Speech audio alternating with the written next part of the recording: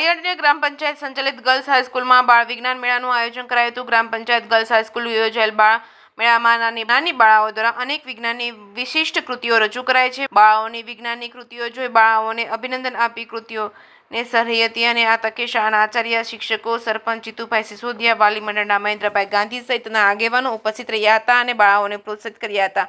નાની બાળાઓને વિજ્ઞાન વિશિષ્ટ કૃતિઓ જોવા અને જાણવા માટે શહેરની શાળાઓના શિક્ષકો અને વિદ્યાર્થીઓ પણ મોટી સંખ્યામાં આવી વિદ્યાર્થીઓને પ્રોત્સાહિત કર્યા હતા। જે કેસ ગુજરાતી સાથે પ્રતાપ સિસોદિયા, માળિયાહાટીના।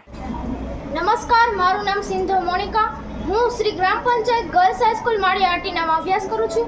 આજે અમારી શાળામાં વિજ્ઞાન મેળાનું આયોજન કરવામાં આવ્યું છે, જેમાં દરેક દીકરીઓ લગભગ તો બધી જ દીકરીઓએ આમાં ભાગ લીધો છે અને પોતાની કૃતિ રજૂ કરી છે। બહુ સરસ કૃતિ રજૂ કરી છે જે આવતા ભવિષ્ય માટે પણ લાભદાયક છે। મારું નામ ઝાલા રસીલાબેન છે। હું માળિયા ગર્લ્સ હાઈસ્કૂલના આચાર્ય છું। મારી દીકરીઓએ આજે બાળ વૈજ્ઞાનિક મેળો રજૂ કર્યો છે।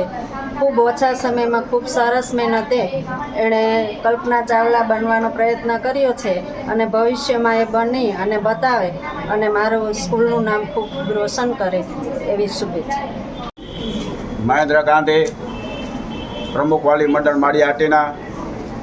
આજ રોજ ગ્રામ પંચાયત સંચાલિત ગર્લ્સ હાઈસ્કૂલમાં વિજ્ઞાન મેળાના નિર્દેશન માટે માનનીય સરપંચશ્રી, ઉપસરપંચશ્રી, સેક્રેટરીશ્રી, સભ્યશ્રીઓ વગેરે જીતુભાઈનું આમંત્રણ આવતા અત્રે આ નિહાળવાનો જે લાભ મળ્યો છે, આ જોતાં મને એમ લાગે છે કે આની સ્કૂલ દિન પ્રતિદિન ખૂબ આચાર્યશ્રી અને શિક્ષક સ્ટાફના બધાના સહયોગથી ખૂબ પ્રગતિ કરતી રહે છે અને આજનો વિજ્ઞાન મેળો દરેક લોકોએ જોવા જેવો છે।